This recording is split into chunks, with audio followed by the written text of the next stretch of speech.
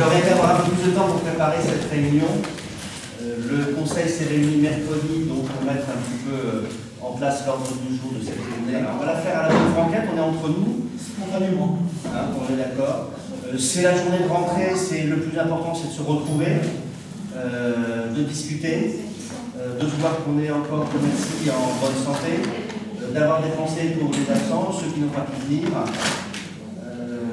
Et on va refaire un petit point sur l'année à venir, tranquillement. Refaire deux, trois petites annonces. Peut-être que certains d'entre vous n'étaient pas à la réunion du mois de juin, avant les vacances. Donc peut-être qu'il y a quelques informations que l'on a pu communiquer à ce moment-là et que pas.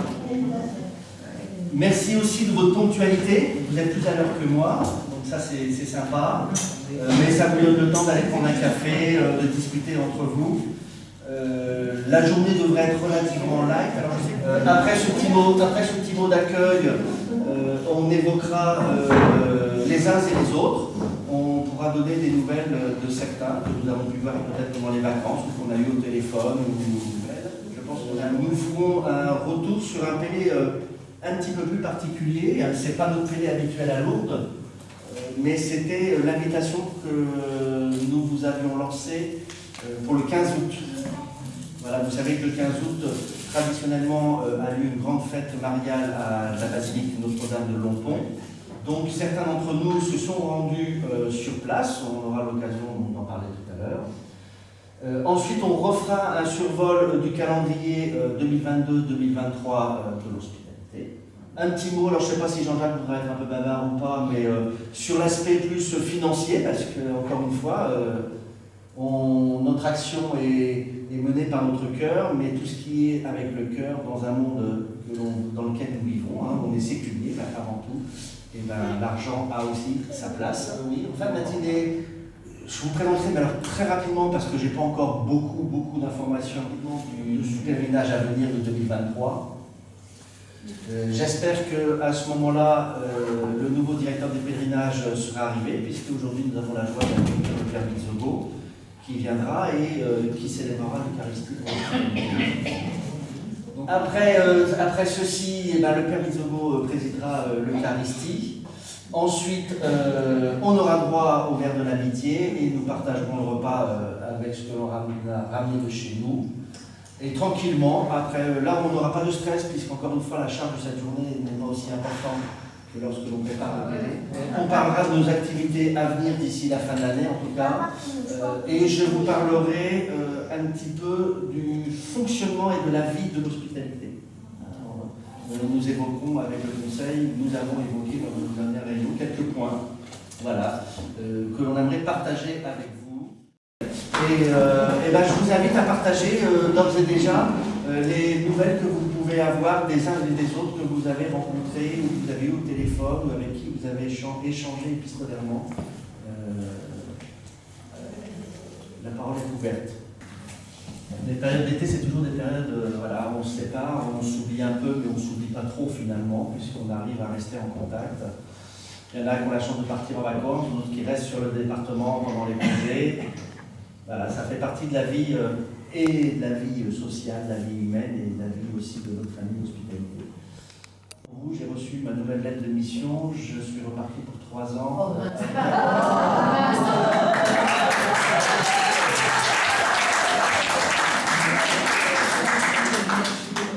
Voilà, pendant notre pèlerinage de 2022, quand nous étions à Lourdes, j'ai eu un temps d'échange avec le Père Martial, donc notre vicaire général, et on a longuement échangé et discuté sur le pèlerinage à Lourdes, et dans le pèlerinage à Lourdes, bien sûr, on avait parlé de l'hospitalité, et Martial a commencé à me poser beaucoup de questions sur la vie de l'hospitalité, ce qu'est l'hospitalité, comment nous sommes, voilà, et voir comment on peut faire évoluer tout ça dans le bon sens et comment faire en même temps grandir notre hospitalité et la faire vivre vraiment et rayonner encore plus dans le département. Donc quand je vois mon vicaire général, notre vicaire général, qui entame des réflexions dans ce genre-là, il m'a demandé s'il pouvait encore compter sur moi, j'ai dit oui. Voilà. Donc je repars pour 3 ans avec vous, à votre à la tête, enfin pour prendre des responsabilités, pour prendre des problèmes à bras le corps. Hein. J'ai demandé un petit peu quand même aussi au conseil s'ils continuent à m'accompagner, parce que sans eux, je suis perdu. Donc pour le moment, le conseil continue aussi, donc c'est une bonne chose. Et on reparlera de la vie de notre hospitalité en fin de journée. Hein. Voilà, c'était la dernière nouvelle que je voulais vous donner. J'aurai la joie donc, de continuer à essayer de faire vivre, de faire plaisir et de vous donner envie de rester, pour d'autres de les faire venir et mettre en place des moyens de communication pour avoir plus de monde, et des jeunes pour la relève, des jeunes pour la relève. Hein. Merci. Et dimanche 2 octobre, en l'honneur de Sainte-Thérèse de Lisieux, il y a à la cathédrale d'Évry un petit spectacle organisé par Thérèse 91, c'est l'ancienne pastorale des artistes 91. Donc c'est Marie, la Vierge Marie dans la vie de Thérèse. C'est simplement par rapport à ce qu'a dit Dominique, puisque cette même équipe du 91-94, c'est la communauté d'Emmanuel qui va donc donner une soirée de louange à Sainte-Geneviève-des-Bois le samedi 1er. Le premier, le jour de la Sainte-Thérèse. À 20h30 à l'église Sainte-Geneviève de Montréal.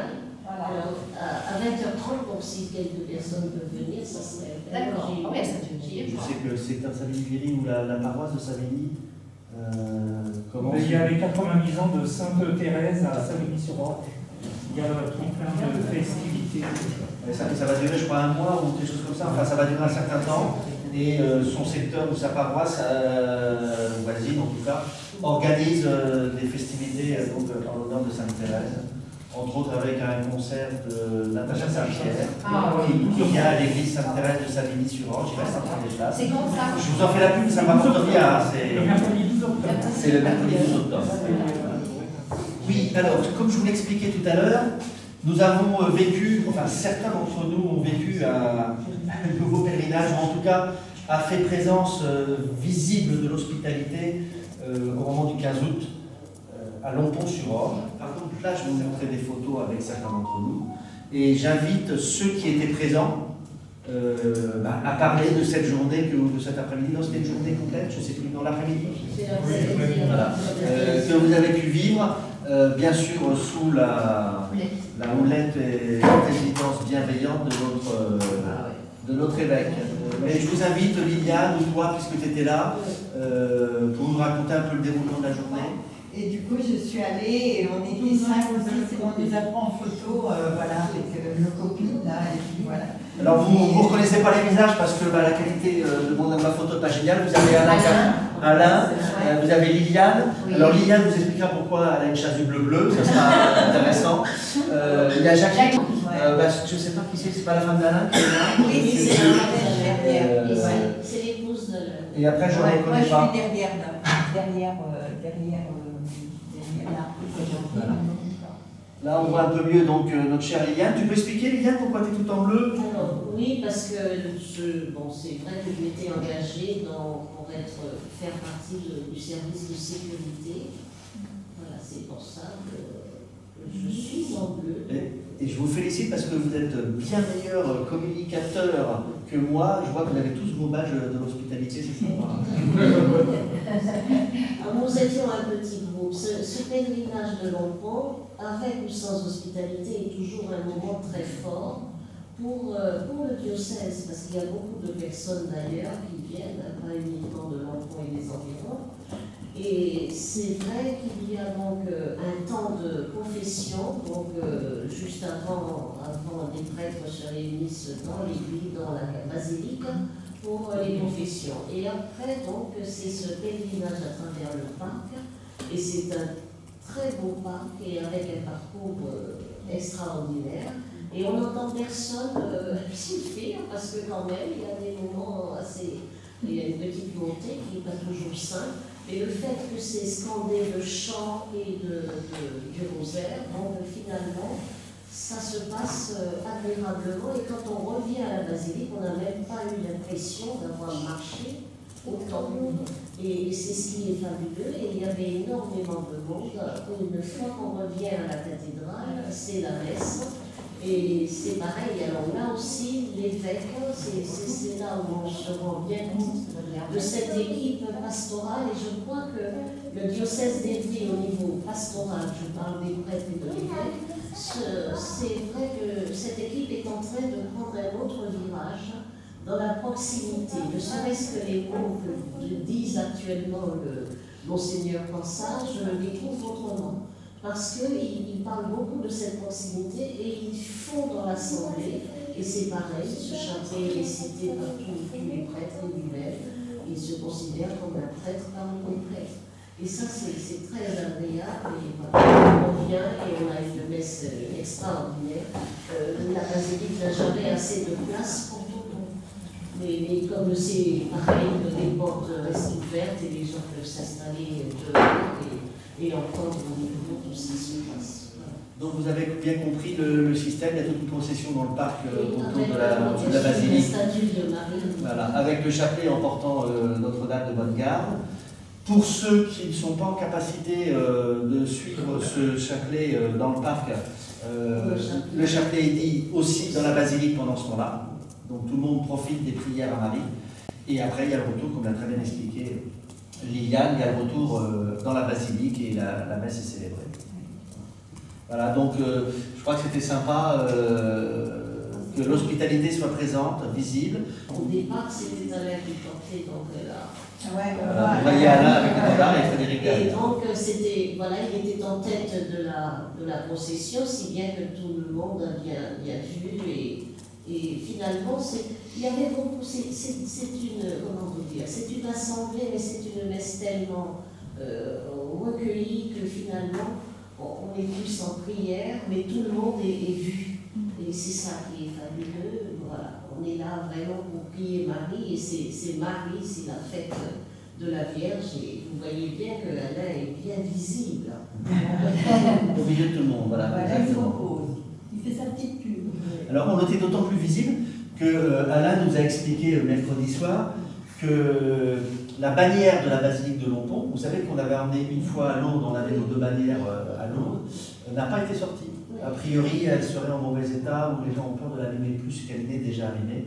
Donc il n'y avait que la bannière de voilà, j'en profite pour rebondir sur la lettre de mission que j'ai reçue de notre évêque. J'ai une ligne qui n'apparaissait jamais avant. Voilà, et qui me précise ou qui me demande d'être présent. Alors je pense qu'à travers moi, c'est toute hospitalité, dans différents rassemblements. On a parlé donc de cette nouvelle présentation d'hospitalité à Lompont. Est-ce que vous avez d'autres questions ou pas? On a un peu débordé sur la visibilité de l'hospitalité au-delà de Lompont. C'est important. Et pas forcément que le 15 août aussi. Donc, voilà ce que je pouvais vous dire sur cette journée. On va faire un petit survol du calendrier pour vous remémorer les choses. Vous l'avez déjà reçu de Christelle, normalement sur Internet, enfin sur notre blog, et par courrier pour ceux qui ne vont pas sur l'actuel. Nous avons prévu une sortie en secteur le dimanche 27 novembre. Donc je vous rappelle, c'est un dimanche quand on sort en secteur. Nous arrivons pour partager la messe de la paroisse où nous sommes. On offre un verre de l'amitié après la messe. On invite ceux qui souhaitent à partager notre repas et on finit l'après-midi tranquillement. Alors, cette année, on prévoit, je ne sais pas si c'est confirmé ou pas, mais on prévoit Épinay-sous-Sénard. Ah, super. Alors, Arlette. c'est pas encore confirmé parce que Arlette a eu un été un peu compliqué, mais je vais la rappeler en début de semaine pour revoir avec elle, mais elle avait déjà pris contact avec le prêtre responsable du secteur. Donc logiquement, on devrait s'acheminer gentiment vers Épinay. On le rappellera dans l'info quand on confirmera cette sortie. Ceux qui ne sont pas véhiculés, qui n'ont pas de voiture et qui bien sûr souhaitent venir, on organisera des covoiturages. On essaiera de se mettre en lien avec les gens visibles. Le samedi 24 janvier, si je ne me trompe pas, nous prévoyons donc notre assemblée générale. C'est 28, pardon, samedi 28 janvier. On reparlera certainement aussi du pèlerinage. Vous connaissez cette réunion, elle est importante pour la vie de l'hospitalité. Ensuite, pour les nouveaux, j'espère qu'ils seront nombreux cette année, ou pour les anciens qui souhaitent se remettre à niveau ou réapprendre ou réentendre les gestes auprès de nos amis malades, nous prévoyons une journée de formation le samedi 25 mars, ici même aussi. J'en profite pour lancer un appel. Liliane, je pourrais compter sur toi pour une partie de la présentation, comme d'habitude. J'ai vu que tu t'es pris un an à l'avance. Ouais. C'est pour ça. Merci. Le samedi 15 avril, ça sera la réunion la plus importante de l'année après le bilan. C'est la journée de préparation du pèlerinage. Notre voyage qui aura lieu cette année du lundi 24 au samedi 29 avril 2023. Donc comme d'habitude pendant les vacances scolaires. Du 24 au 29, voyage compris. Vous vous rappelez, on voyage le lundi 24, le pèlerinage commence sur place le mardi 25, 26, 27, vendredi 28, et nous quittons Lourdes pour la plupart le vendredi soir 28 et on arrive le samedi 29 à Ivry. Et il y a quelques hospitaliers qui restent le lendemain pour finir le tour. Suite au pèlerinage, traditionnellement nous rencontrons à nouveau pour les échanges des impressions, des expériences, faire vos retours et se retrouver dans la joie après le service accompli. Le samedi 13 mai 2023, ici même, donc pour la journée, les horaires, on en reparlera, 9h, 17h, 10h, 16h, je ne sais pas encore. Mais le samedi 13 mai, la journée, ici, retour de notre pèlerinage. Et puis comme on voit ça à long terme, après avoir vécu cette rentrée-là, il y aura une rentrée l'année prochaine à Vive, donc le 23 septembre 2023, dans un an, le 23 septembre 2023, rentrée de l'hospitalité, ici même. De toute manière, je fais confiance à Christelle pour renvoyer et envoyer. Et de mémoire, de toute manière, quand on va sur notre blog, les historiques sont toujours là, donc il suffit de remonter dans le temps pour avoir les informations que Christelle avait envoyées un petit peu avant. Alors, il y a des dates que je ne vous ai pas précisées parce que, entre guillemets, je ne vais pas vous voler l'esprit inutilement. Il y a les dates du conseil. Sachez qu'en gros, le conseil se réunit la semaine de chaque grande réunion. Le mercredi, on se réunit le mercredi d'avant pour finaliser la réunion qui approche. Je ne vous ai pas indiqué non plus, là au mois d'octobre, nous allons partir au congrès des présidents, le dernier week-end d'octobre si je me souviens bien. Nous serons cette année 4 à y aller. Christelle, incontournable, parce que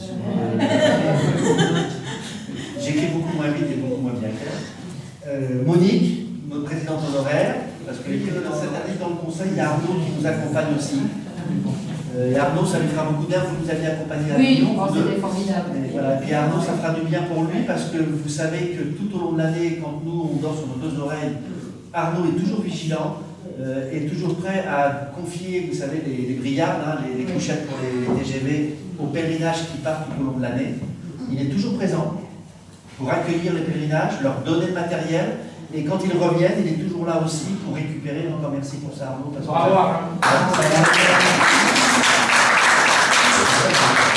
Ça m'enlève une équipe du pied, puis tu es complètement autonome là-dessus, je suis même pas au courant. Toi, tu reçois tes chèques tranquillement de l'allocation. Parce que sachez que, quand même, quand on loue une brigarde, ça nous ramène 10 €.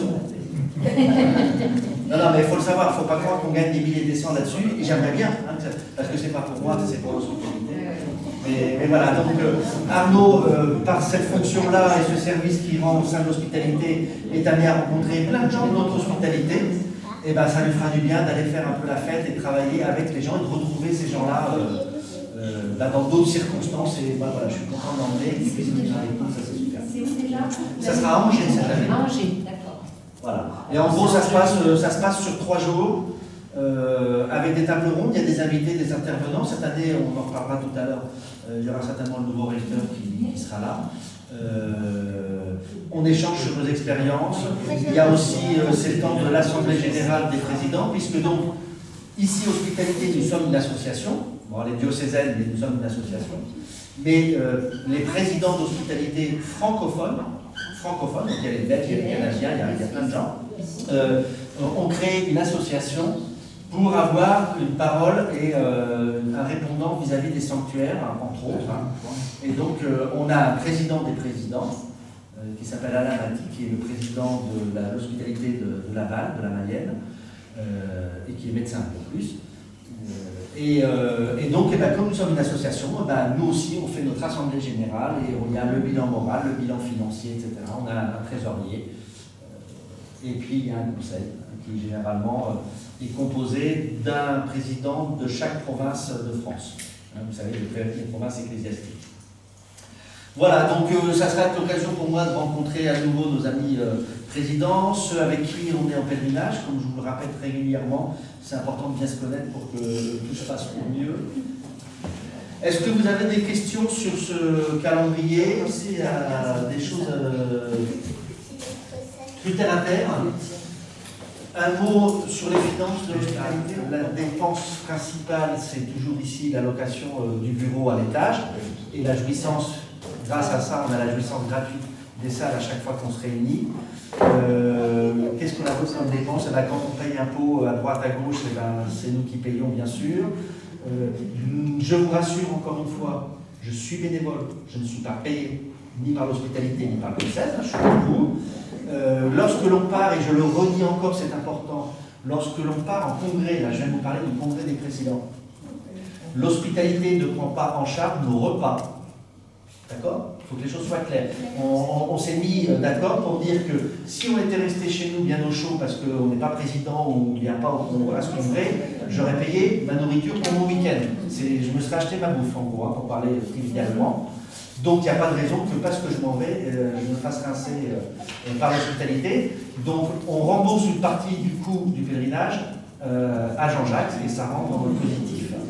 En fait, je ne demande pas non plus le remboursement quand je vais en voiture au congrès, je ne demande pas le remboursement de mes frais kilométriques à Jean-Jacques. Je les déclare au diocèse et je ne demande pas d'argent, mais vous savez, quand on lâche, on fait un amendement de frais, on peut récupérer comme si c'était un don au diocèse. Et donc l'hospitalité prend en charge simplement notre couchage, en fait, l'hébergement. Et les cotisations, puisque par contre j'ai une cotisation de président d'hospitalité. Voilà, donc on essaie, encore une fois, faites-nous confiance et Jean-Jacques tient à votre disposition tous les livres de compte au moment où vous le souhaitez, pas seulement le mois de janvier lors du bilan, mais si en cours d'année vous voulez voir les comptes, vous passez un coup de fil à Jean-Jacques, il se fera un plaisir de vous les envoyer ou de vous inviter chez lui. S'il faut boire un coup et étudier les comptes. Prenez pas ça en même temps. Voilà, il faut que les choses soient très très claires. On essaie et faites confiance à Jean-Jacques, vous le connaissez suffisamment maintenant. Il gère votre argent le plus économiquement possible. Oui, alors cette année, après 2 ans de déficit, on doit pouvoir être en excédent. Pour le moment, je suis à l'équilibre, mais comme il y a une tombola qui va avoir lieu, donc plus encore des cotisations qui ne sont pas encore payées, je pense que cette année, on aura un excédent. Ça, c'est la bonne nouvelle. On a refait un pèlerinage, donc on a eu des rentrées, on a eu les remises des hôtels, tous ces trucs-là font que depuis 2 ans, on avait du mal, et puis là, cette année, on retourne dans le positif.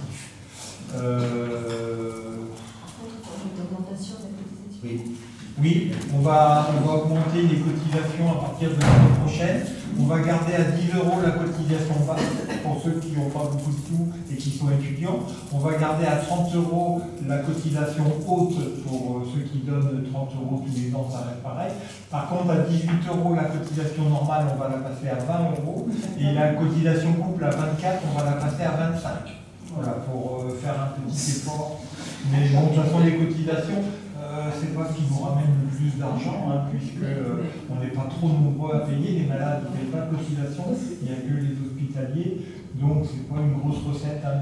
Les dons, les ventes de gâteaux, les quêtes. Alors maintenant, on a le feu vert pour négocier avec le curé pour faire une quête pour l'hospitalité. Donc ça, je chacun dans vos paroisses le 11 février, notamment là, le dimanche qui va être le plus proche du 11 février, de demander à votre curé pour faire une quête pour l'hospitalité. Dernière, on en a eu 4 ou 5 dans le secteur. Oui. Le quête plus vente de gâteaux, tout ça, ça a ramené 1000 ou 2000 euros. Je crois que c'est 2000 euros, je crois, les 5 quêtes à peu près. Donc, Saint-Pierre-des-Ferrets aussi, on a eu un accueil extraordinaire, les gens sont arrêtés, on a eu beaucoup d'argent. À Massy, à chaque fois que vous le faites Oui. aussi, on a la chance, je ne sais plus quelle paroisse aussi, lors de la vente du buis. C'est Marcoussis, le buis. Gentiment, c'est un don qu'ils font à l'hospitalité. N'hésitez pas à communiquer. Si tu veux faire une demande de quête ou de présentation d'hospitalité dans ta paroisse et plus généralement à vous dans vos paroisses, informez-nous éventuellement via Christelle ou via moi. On prévoit dans un mois, tel dimanche, de présenter l'hospitalité. J'ai demandé la possibilité de faire une quête, le prêtre a dit oui. Comme ça, nous, on balance l'information à toute hospitalité. Ça fera peut-être venir d'autres hospitaliers en soutien. D'accord. Et si on est plus nombreux, c'est plus intéressant. Je vais juste faire une précision concernant l'augmentation de la cotisation. Elle sera soumise au vote de l'Assemblée en janvier. On vous propose, mais c'est vous qui devez entériner ce changement de tarif. Voilà, alors malheureusement, on est tous pareils. Toutes nos factures, elles augmentent. Et cet hiver, moi j'ai un peu peur pour cet hiver. Je pense qu'on va avoir de très mauvaises surprises sur nos factures d'énergie. Le pétrole a augmenté, enfin on est dans la même vie.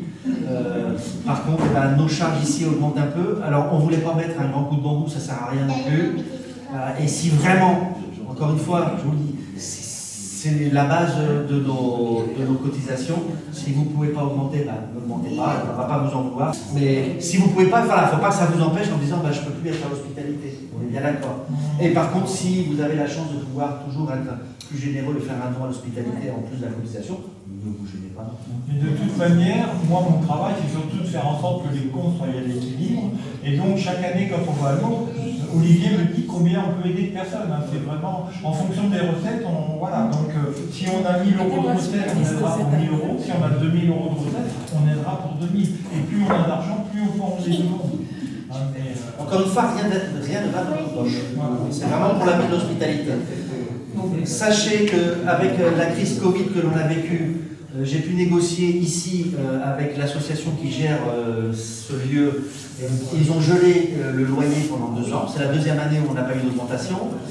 Voilà, je leur ai expliqué, on ne se réunissait plus, donc on n'a pas consommé d'électricité, d'eau pour les toilettes, etc. Donc ils l'ont accepté sans problème. Je pense qu'après, là, on va être amené, ils ne vont pas nous faire de cadeau, parce qu'eux aussi, là, le gaz... Donc on va voir dans quelle mesure ça augmente, dans quelle mesure ça nous met en péril ou pas. On a toujours un coin dans notre tête d'éventuellement avoir la possibilité de lâcher les bureaux ici. C'est plus de 300 € par mois ici quand même, c'est ça? 350, donc vous ayez bien en tête ce chiffre-là. Si on ne peut plus payer, j'essaierai de négocier avec ici, de lâcher le bureau, mais de pouvoir garder le local quand même pour le matériel, parce que c'est quand même précieux. Et après, je sais qu'il y a un bureau pour nous, au moins le conseil, quand on se réunit, qui nous est proposé par l'évêché. Dans les murs de l'évêché, on peut avoir un bureau gratuit. Profiter des salles de réunion, mais elles sont beaucoup plus petites, donc on ne pourra pas se réunir en groupe. Pour le parking, et là c'est formidable. Voilà. Mais voir avec ici l'association, si on n'a plus de bureau ici, combien coûtera la location. Si 5 week-ends ici, ou 5 samedis ici, ça nous coûte 1000 € dans l'année, au lieu de 3000 € la location. Enfin voilà, on a toujours cette réflexion qui est en marche pour essayer de dépenser le moins d'argent possible. En tout cas, pas au-dessus de nos moyens. Alors après, c'est une autre façon de vivre, nous, nos rencontres. Ça veut dire que nos lieux de rencontre seraient différents, ou plus ou moins différents à chaque réunion. Mais si ça n'embête personne, ça nous fait visiter d'autres quartiers de l'Essonne. Ce n'est pas toujours les mêmes qui viennent de loin et d'autres qui viennent de près. Mais voilà, on a toujours cette réflexion dans un coin de notre cerveau. Voilà. Et toujours, je ne devrais peut-être pas vous en parler encore parce que je n'ai pas levé le petit doigt encore et je me fais discuter régulièrement par notre trésorier. Toujours un coin dans l'idée de revenir à ce qu'on avait pu obtenir à une époque, qui, selon les dires de notre économe, qu'il a eu par quelqu'un qui travaille aux impôts, que logiquement, notre service, alors je parle bien aux hospitaliers, aux hospitalières en service, je ne parle pas de nos amis malades, je ne parle pas de... Et malheureusement, ça restera à ceux qui payent les impôts. A priori, on pourrait défalquer de nos impôts une partie du montant de notre pèlerinage. Une partie, hein, j'entends. On attend d'avoir le feu vert. Pour le moment, c'est comme d'habitude, on paye notre facture et on n'a rien en retour. Mais on pourrait peut-être, de façon très légale, défalquer une partie de notre pèlerinage. Encore une fois, ça veut dire qu'il faut retirer le logement et la nourriture, je crois. La nourriture ne rentrerait pas dedans. Mais voilà, les frais inhérents à notre service pourraient être rentrés comme un don au diocèse. Et le diocèse nous ferait un reçu fiscal d'un montant équivalent. Voilà, c'est encore une fois, on cherche toutes les pistes pour alléger, parce que c'est bien d'être bénévole, mais ça coûte cher d'être bénévole. Et par les temps qui courent, ça coûte de plus en plus cher. D'accord. Et ceux qui sont pas à jour de leur cotisation, profitez-en si vous avez votre chéquier, je suis là tout à l'heure. Alors, attends, juste je vous interromps parce que je vais oublier de vous dire tout à l'heure, il y a un changement, entre autres, vous verrez, il y en a plusieurs, mais il y a un changement au niveau du diocèse, au niveau du service communication du diocèse. La responsable de la service com est partie, je crois qu'elle est à la retraite, je ne sais pas, elle a déménagé en tout cas. Et donc il y a une nouvelle personne qui prend la responsabilité du service com du diocèse, c'est quelqu'un que l'on connaît bien, pour d'autres raisons, c'est Laurent Gibowski. Laurent Gibowski, qui est chanteur, mais qui en même temps d'être chanteur était journaliste, il a été journaliste pour plusieurs revues catholiques, a pris donc la fonction, depuis le 1er septembre, de responsable de la com du secteur. Donc moi je suis très heureux parce que c'est quelqu'un qui connaît bien l'autre, qui connaît bien les hospitalités et notre hospitalité aussi. Donc il faudrait en effet que je puisse voir avec lui s'il ne peut pas nous construire un petit film, faire quelque chose que l'on pourrait présenter. Voilà. Et peut-être que par cette fenêtre-là, on aura plus aussi dans les médias, de visibilité. Donc l'aspect finance, pour le moment, on clôt le débat. Je reste à votre disposition pour tout renseignement, pour toute information et pour toute aide dont vous pourriez avoir besoin. D'accord? Merci. Très bien.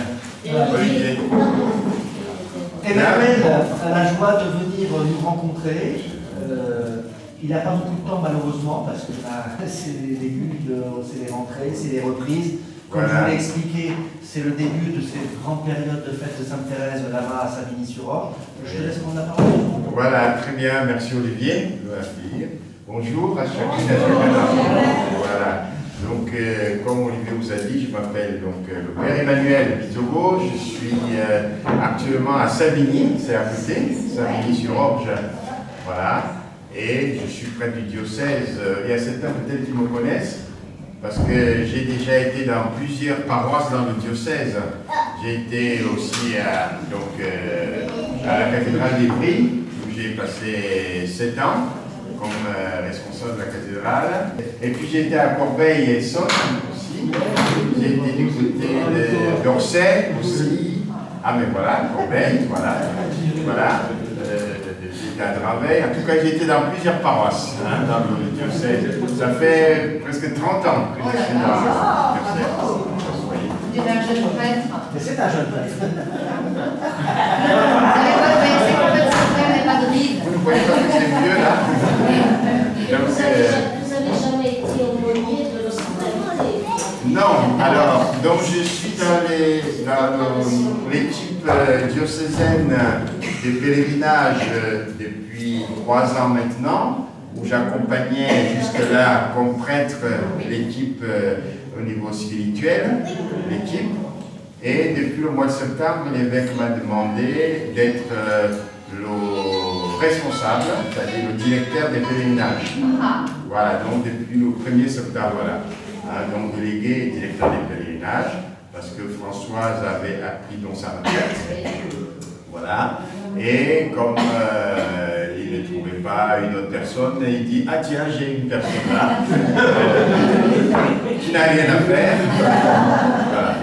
Donc je garde ce que j'ai déjà, c'est-à-dire comme responsable du secteur pastoral de Savigny-Viry, et en même temps accompagnant la paroisse de Savigny.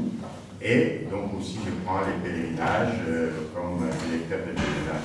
Alors je ne suis pas seul, il y a une équipe, il y a au niveau de l'hospitalité donc une équipe qui est là, Olivier, et puis toute l'équipe qui accompagne. Et aussi au niveau donc, du secrétariat du pèlerinage, il y a toujours Jeanne qui va continuer pour le secrétariat du pèlerinage. D'ailleurs, je travaille avec elle tous ces derniers temps. Et donc on organise avec toute cette équipe-là pour pouvoir que les pèlerinages puissent bien se faire. Donc le pèlerinage de Lourdes, nous comptons sur vous pour ce pèlerinage qui va se passer à la fin du mois d'avril. Voilà. Donc j'espère que vous êtes déjà inscrits. Oui. Avec le cœur. Administrativement, on n'a pas lancé encore, mais avec le cœur. D'accord. On n'a pas encore payé, mais on Voilà, tout à l'heure, je vous disais qu'avec Martial, on va engager des réflexions sur justement, pour nous, ce qui nous concerne le pèlerinage à Lourdes. Et bien sûr, avec Emmanuel, on s'est déjà rencontré, c'était au mois de juillet, à Savigny, pour qu'on puisse échanger et à mener nous aussi notre réflexion à propos de notre pèlerinage et de la vie de notre hospitalité. Voilà, tout à fait. Donc c'est vraiment dans un esprit de cohérence, surtout que cette année, le pèlerinage de Lourdes sera en même temps que le fraternel des jeunes. Donc sûrement on aura un temps diocésain ensemble avec les jeunes. Donc ça aussi, ça sera, donc normalement notre évêque sera là. Donc ça permettra d'avoir ce temps diocésain ensemble avec les jeunes qui seront au pèlerinage à Lourdes aussi. Donc en tout cas, on est en train d'organiser, on va voir tout ça ensemble au niveau de l'équipe. Voilà. Et donc je suis content de venir vous rencontrer ce matin, pouvoir célébrer l'Eucharistie avec vous, mais aussi partager vos interrogations, s'il y a des questions, s'il y a des choses pour améliorer justement ce temps de marche ensemble, parce que le pèlerinage c'est aussi un temps spirituel important qui permet de nourrir notre vie humaine et spirituelle. Donc c'est dans ce sens aussi que nous pourrons marcher ensemble et aussi pendant ces temps de pèlerinage, c'est aussi un moment où on peut se confier, on peut marcher. Et je pense que ça pourra nous aider, nous tous, pour accueillir les grâces que le Seigneur nous donne. Voilà. Alors, je ne serai pas avec vous tout l'après-midi, parce qu'il y a les 90 ans de l'église Sainte-Thérèse qui commencent aujourd'hui. Et donc, on a des célébrations dans l'après-midi et le soir. Voilà, ça va durer pendant 3 semaines. Là. Voilà. Bien, si vous avez des questions, n'hésitez pas pendant que je serai là. Emmanuel partage le repas avec nous quand même. D'accord ? Oui, je serai au repas avec vous. Il partira le bon début d'après-midi. Nous allons rentrer tranquillement dans notre célébration par un temps de silence. On va rentrer dans la célébration. On parlera après la célébration. On va venir là ?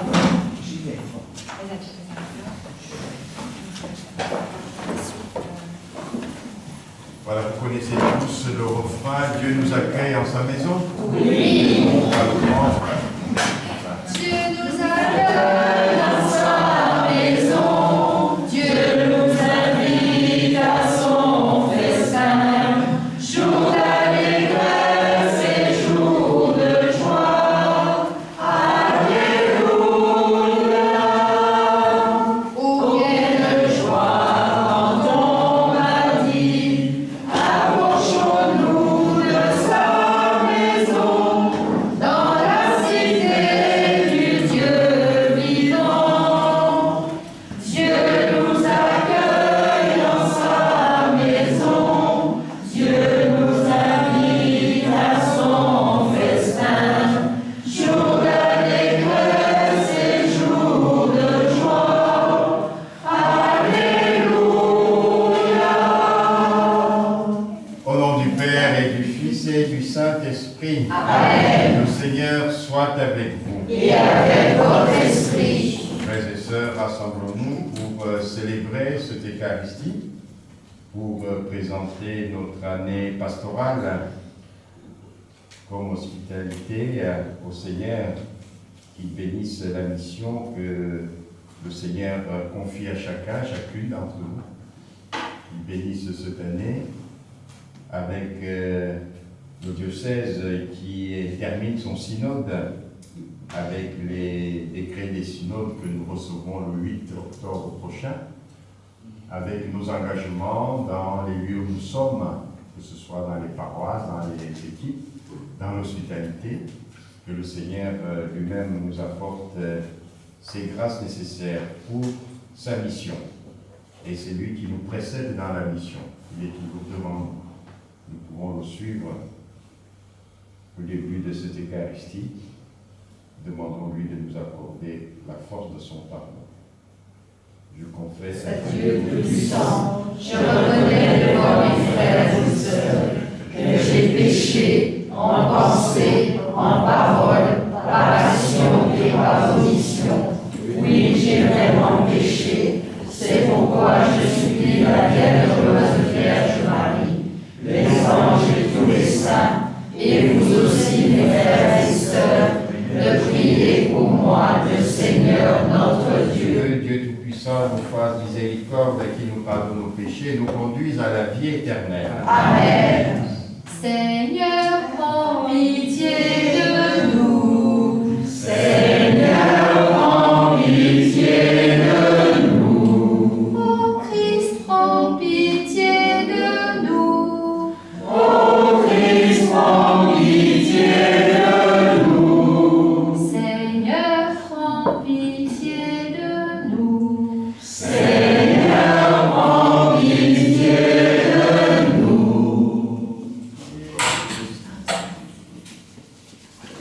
Le corps du Christ. Le corps du Christ.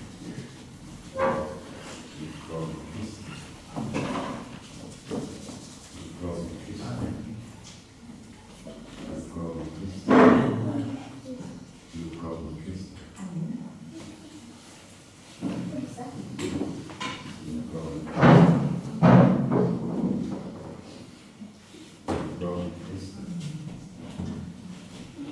corps du Christ. Le corps du Christ.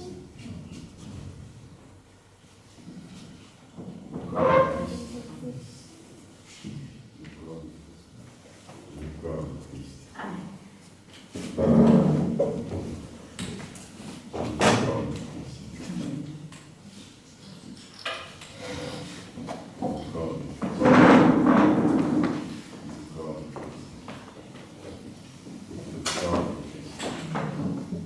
J'ai reçu le Dieu vivant et mon cœur est plein de joie. J'ai reçu le Dieu vivant et mon cœur est plein de joie. Il m'a dit, je suis le pain préparé pour vous nourrir. Celui qui me mangera ne peut craindre de mourir. J'ai reçu le Dieu vivant et mon cœur est plein de joie. J'ai reçu le Dieu vivant et mon cœur est plein de joie.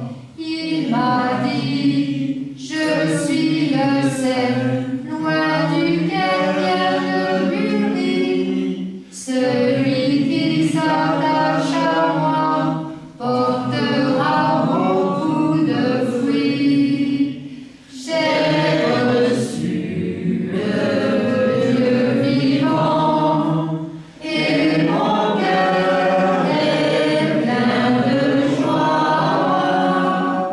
J'ai reçu le Dieu vivant et mon cœur est plein de joie.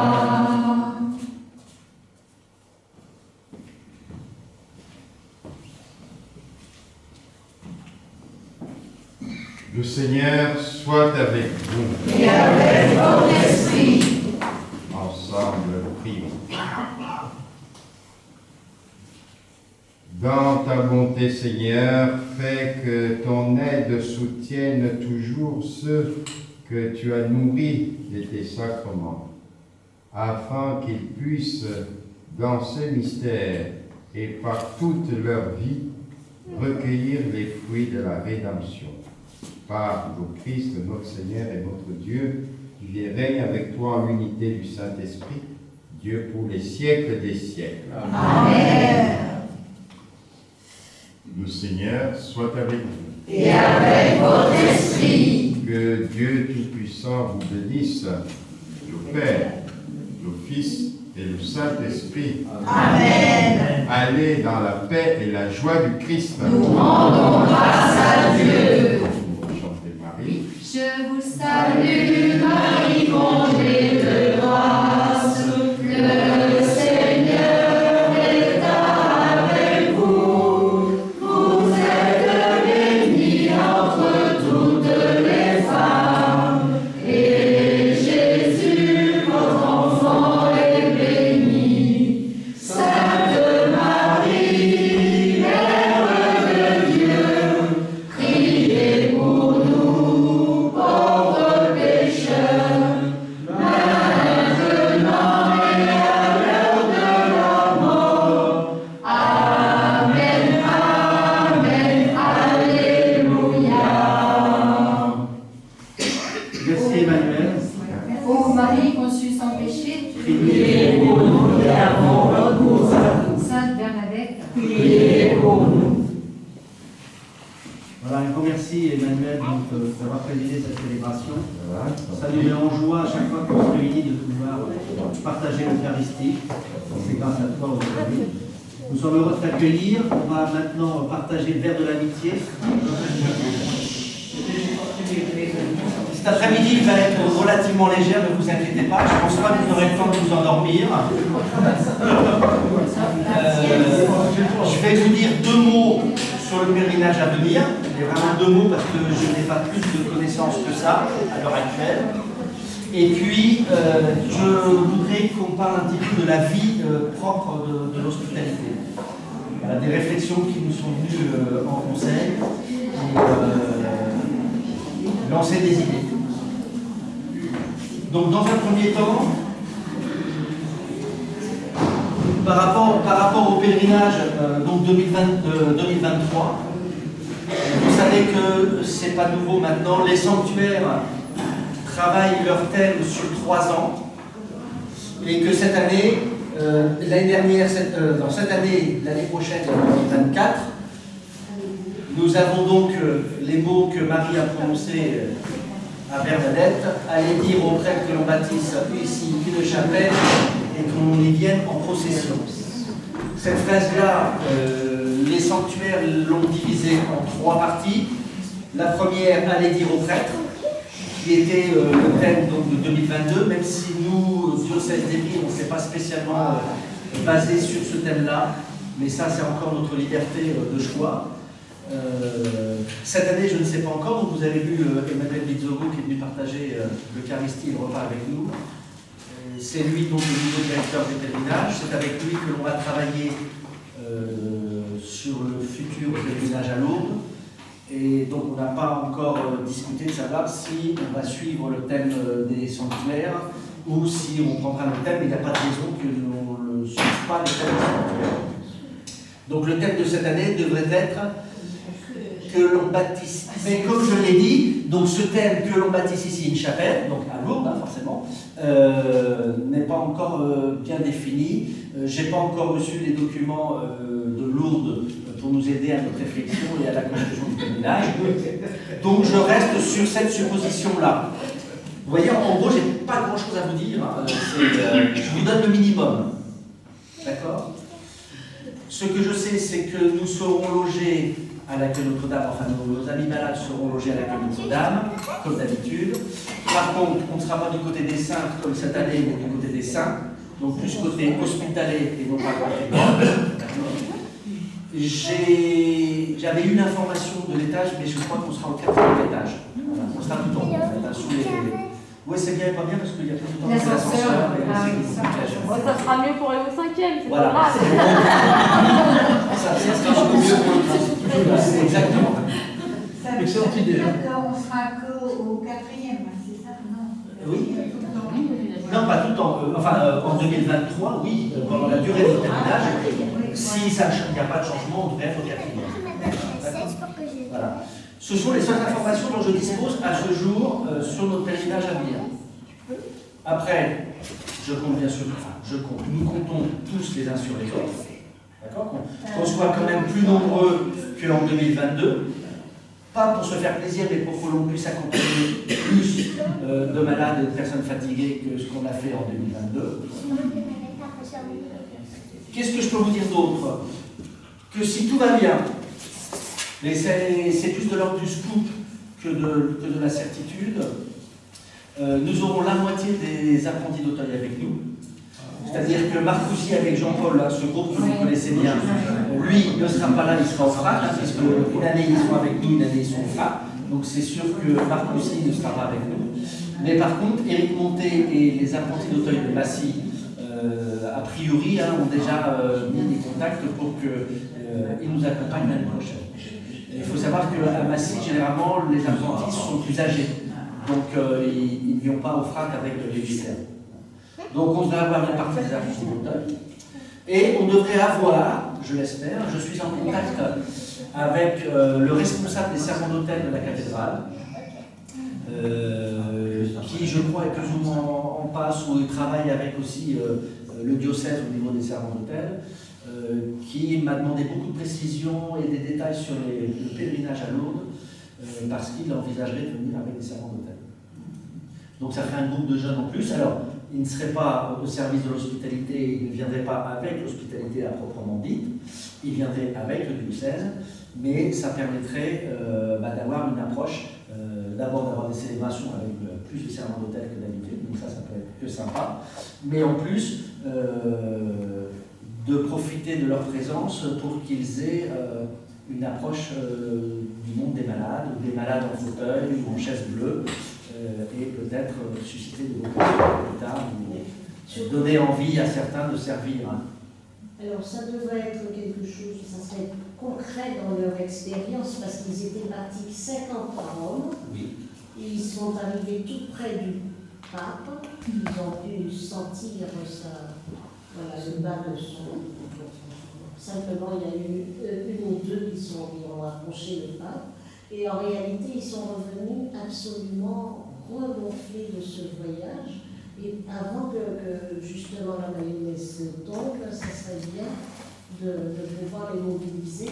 Et cette responsable les a, parce qu'elle a le nom, mais elle a le nom, et ça serait pas mal. Alors c'est un garçon responsable. Tony. C'est un homme. C'est Tony.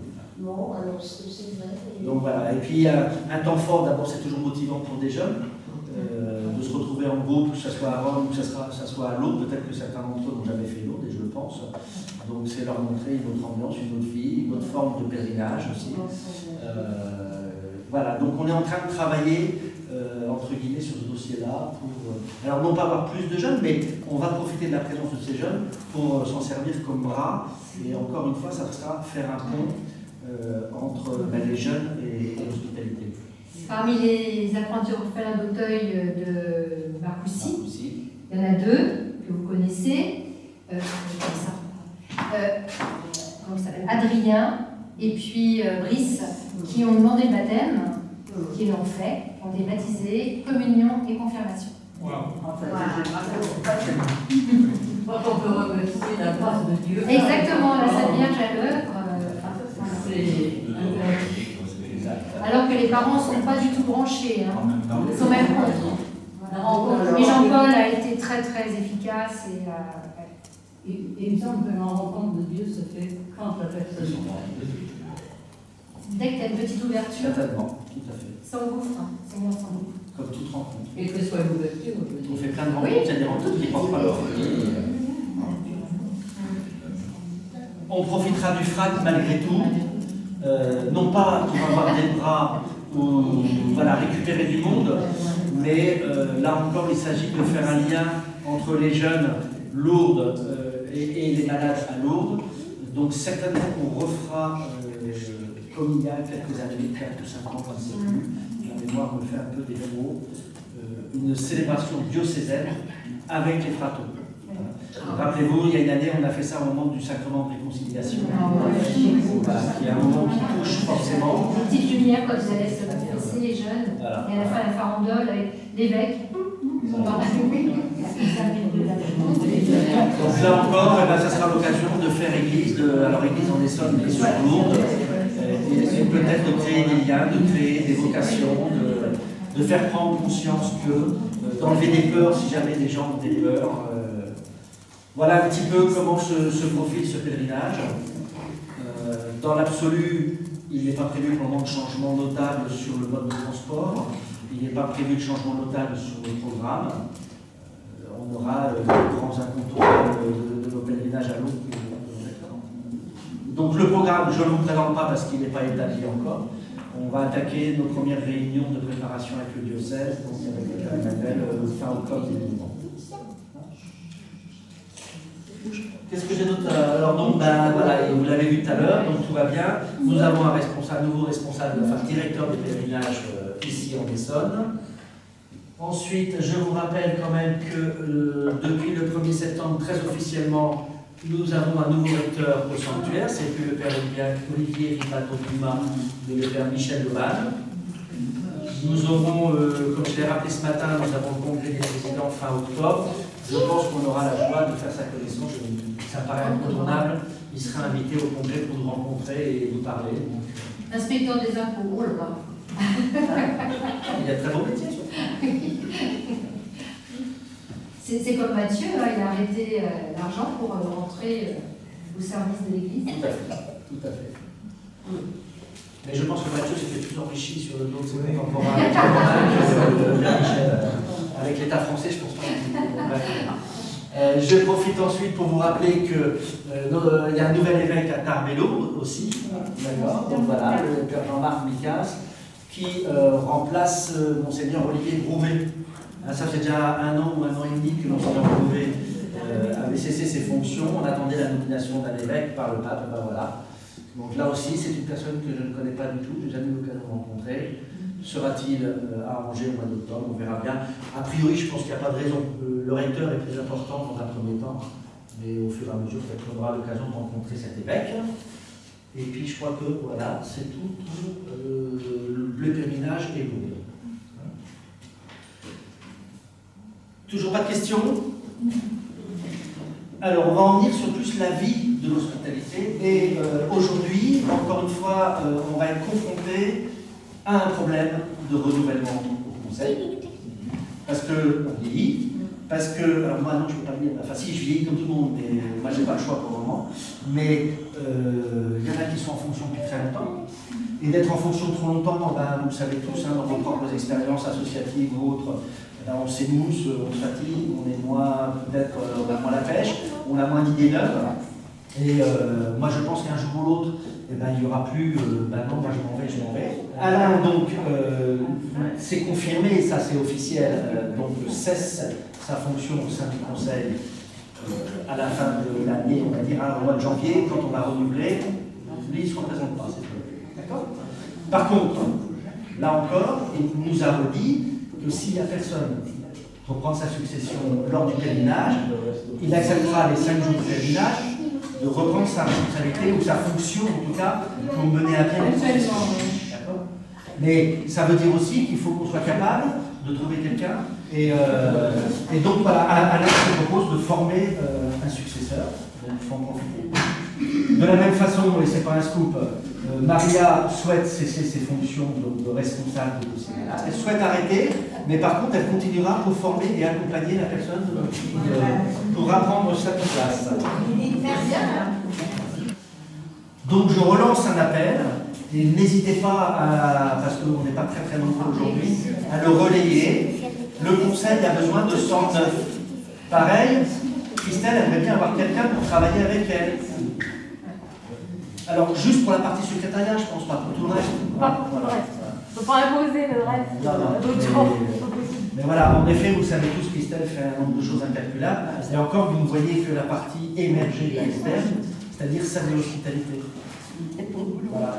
Imaginez qu'elle est engagée à Notre-Dame-de-la-Voix aussi. Imaginez que, enfin voilà, elle a plein d'autres tâches. Et en plus, elle travaille. Donc n'hésitez pas.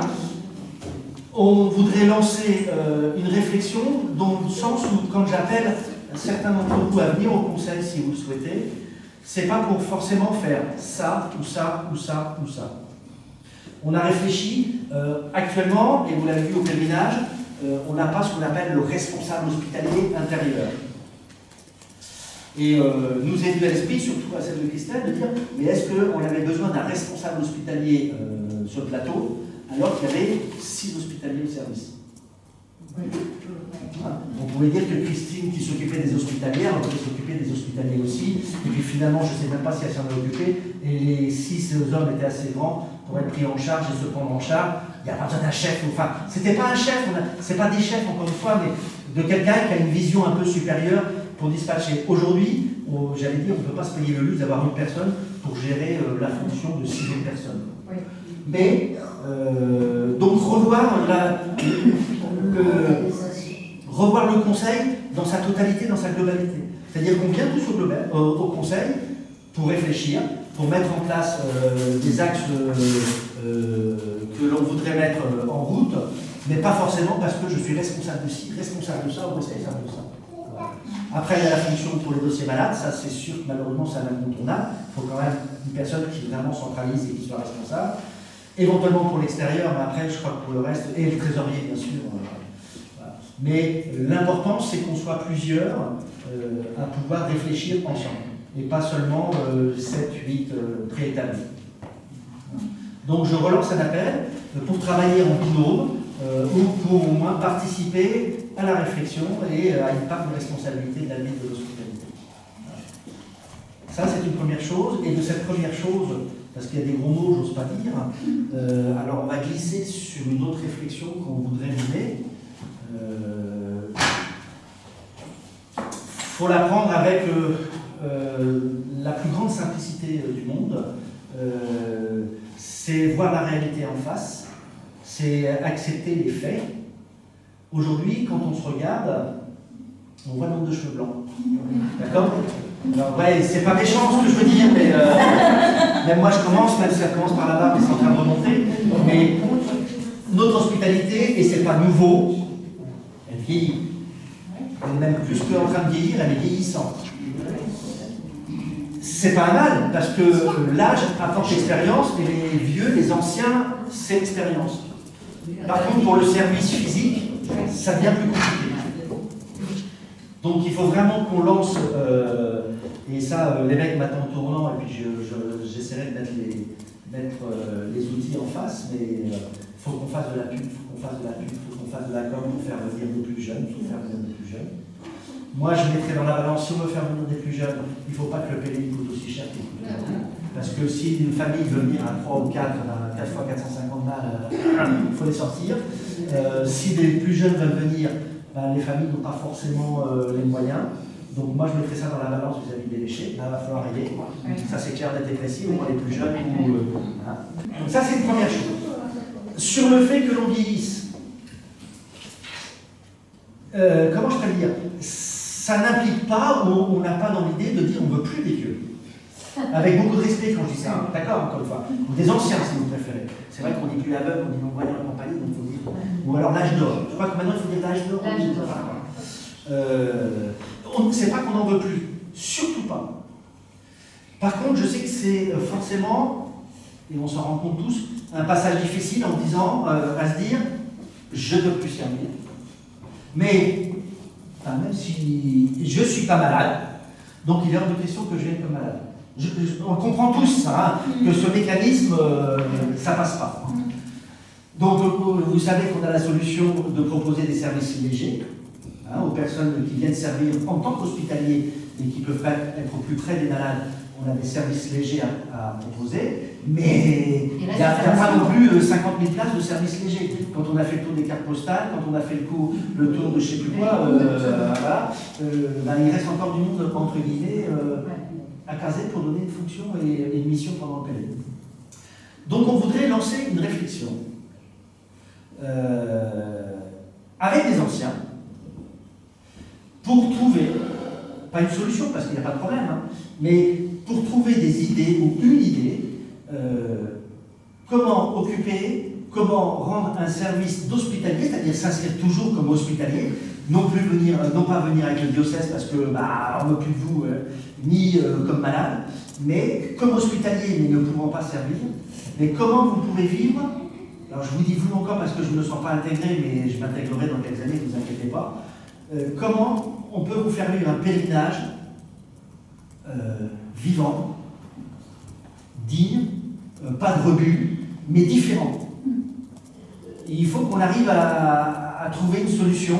Alors moi j'avais lancé l'autre jour au bureau comme ça, je ne sais pas, pourquoi pas proposer, si on accueille des jeunes, que les plus anciens ils ne fassent pas un pèlerinage parallèle, mais qu'il y ait des temps réservés pour l'encadrement des plus jeunes et profiter de leur expérience pour faire visiter les sanctuaires, pour parler de Marie, je ne sais pas, du message de l'autre. Ça m'est venu comme ça, mais je n'ai pas fait ingénieur, donc je n'ai pas toujours de bonnes idées. Mais il faut qu'on trouve absolument une solution, et après je te laisse la parole, Gislaine, pour qu'on n'ait pas des hospitaliers au service, des hospitaliers en service léger, des hospitaliers mais qu'on ne peut pas mettre comme malades, ou on aimerait bien les accueillir comme malades, mais eux ne le veulent pas, et je le comprends encore une fois. Mais donc ils ne savent plus très bien, je fais quoi ma journée? Ah ouais, bon j'accompagne, t'as pas besoin de moi, je comprends. Voilà, il n'y a rien de plus terrible que de passer ses journées à suivre le mouvement, à suivre le flot, mais en se sentant pas inutile, mais moins utile qu'avant. Donc il faut qu'on arrive à trouver. Alors peut-être que j'en parlerai au congrès avec d'autres présidents, est-ce qu'eux ont des solutions, je ne sais pas. Mais trouver... Cette question-là, excuse-moi, au congrès, elle a été abordée à de multiples reprises. Il y avait même un groupe, alors Monique pourrait en parler parce qu'elle en a fait partie, il y avait un groupe de présidents honoraires qui avaient réfléchi sur cette question et mis des choses en commun. Alors, on n'a jamais abouti à un truc très finalisé parce que je pense que ce qui s'applique en Aveyron ne s'applique pas forcément chez nous et que la réflexion, elle doit venir aussi des personnes concernées, des personnes qui, peut-être aujourd'hui, se sentent moins forts et moins en capacité de faire un pèlerinage. Il y a des gens qui ont eu l'occasion de me le dire pour les 2 dernières inscriptions. Moi, par contre, le service de 6h à 23h, je ne peux plus. Et qu'est-ce qu'on peut faire? Et peut-être que tout ça, ça doit venir des personnes concernées, de vous, de vos réflexions, de vos capacités aussi à faire et à ne pas faire, et d'organiser quelque chose qui vous mette en action. Parce que c'est vrai que dans certaines hospitalités, on vous propose d'aller en pèlerin valide. Allez, vous allez avec le diocèse. Nous, le diocèse, il n'y a pas de vie de groupe comme à l'hospitalité. Et ce qu'on fait, le constat des gens qui ont essayé, c'est que ils en reviennent un peu frustrés parce que c'est 5 jours, mais il n'y a rien d'autre après. Et vous avez envie de plus parce que vous avez connu plus, et c'est logique. Et moi, quelque part, je pense qu'Olivier, c'est pareil, on a envie de vous offrir ça. Mais on ne peut pas le faire sans vous, sans votre réflexion, sans vous, vos idées, et sans que chacun s'en saisisse et puisse impulser quelque chose qui nous ressemble, nous, à Évry, et pas ailleurs. Voilà, je ne sais pas si vous comprenez un petit peu la démarche intellectuelle. C'est un résumé de la vie, de notre service à l'hospitalité.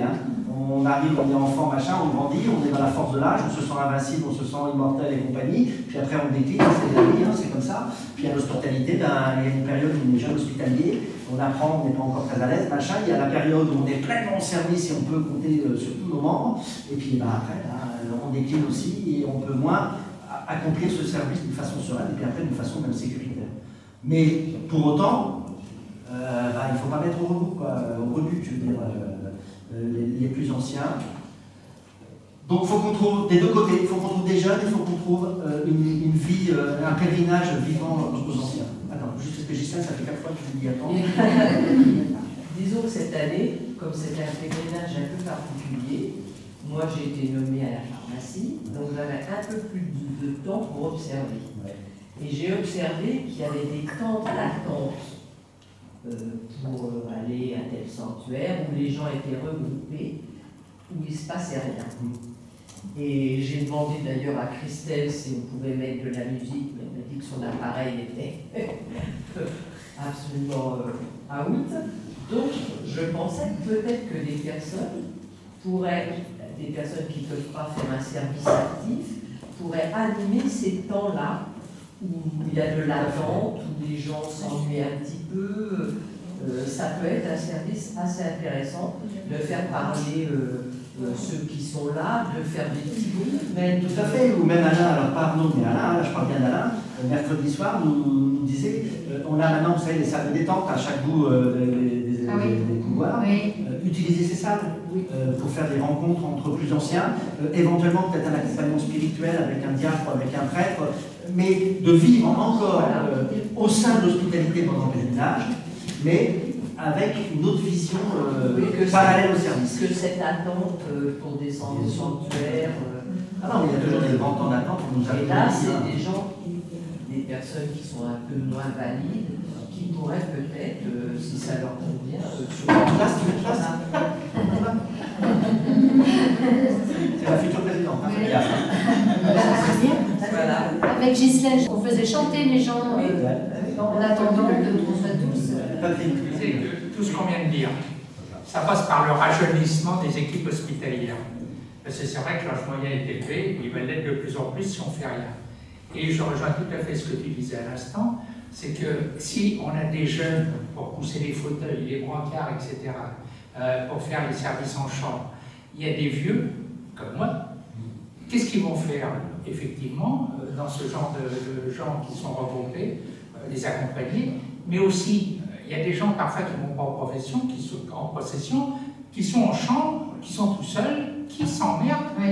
Et là, un vieux peut aller les voir, discuter, parler de leur vie, parler de... Alors, tous n'en sont pas capables, mais pourquoi pas leur tenir compagnie. Moi, je fais des visites en EHPAD, les gens ne demandent que ça. Pouvoir parler, parce que ces gens-là, ils sont seuls, ils n'ont jamais l'occasion de parler, ils veulent parler, ils veulent raconter leur vie, ils veulent raconter leurs souvenirs, les bons parfois, souvent, mais aussi les mauvais. Ça me convient, parce que j'étais dans un AREPA, et il y avait des personnes de 90 ans, excusez-moi.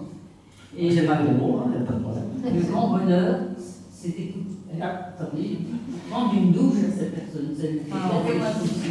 Elle lui relève de peur sous la douche. Mais elle nous a raconté sa vie, donc 90 ans. Savoir écouter. C'est ça. Et savoir écouter, c'est à la portée de tout le monde. Ne pas interrompre, laisser la personne suivre sans vouloir donner de conseils, ni rien du tout. Et voilà, c'est ça.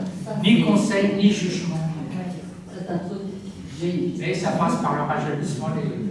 Ça peut être aussi, pour ceux qui ne peuvent pas marcher, jouer à la belote ou jouer au dada. Bien sûr, partie de dame. Faire du coloriage, moi ça me dérange pas, il y a du coloriage. C'est trop mimi. Il y a des choses très simples. Tout à fait. N'hésitez pas, voilà, on lance la réflexion. Oui, il y a peut-être aussi des temps de prière, on peut peut-être faire une chaîne pour l'adoration, par exemple, à la grotte. Tout à fait. Alors, là, je suis désolé, je ne veux pas en débattre, enfin, nous ne souhaitons pas en débattre maintenant. On vous verse le fruit de notre réflexion. On vous invite à partager, on vous invite à participer. Alors déjà, les quelques idées, je pense que tu les as notées. J'ai noté. Et si vous souhaitez participer à cette réflexion à un moment ou à un autre, n'hésitez pas, vous me faites un petit mail, un petit appel, un petit SMS, un petit tout ce que vous voulez, ou vous venez me voir là à la fin et puis comme ça je note et on essaiera d'organiser quelque chose. Est-ce que vous avez d'autres réflexions, d'autres questions par rapport à ça? Donc voilà, donc moderniser un peu le fonctionnement, nous au sein du conseil, par plus de visio, par plus de moyens de communication qui nous évitent des allers-retours par belge et voilà, contraignants parfois. Et puis plus de monde au conseil, cette attention donc vers les jeunes, vers les moins jeunes. Et puis avec ça, il n'y a pas besoin qu'on meure demain encore. Hein. L'hospitalité, il faut qu'elle ait gros jours devant elle.